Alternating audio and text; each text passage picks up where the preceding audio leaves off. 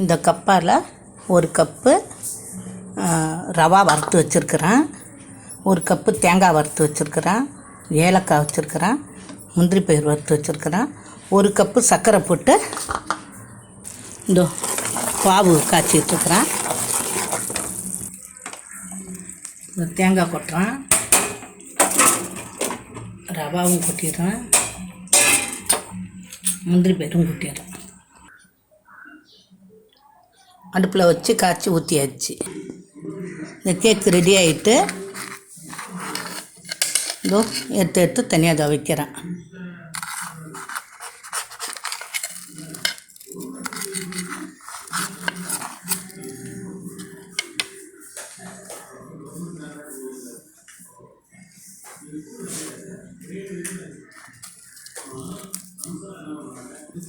தேங்காய் ரவா கேக்கு ரெடி ஆகிடுது.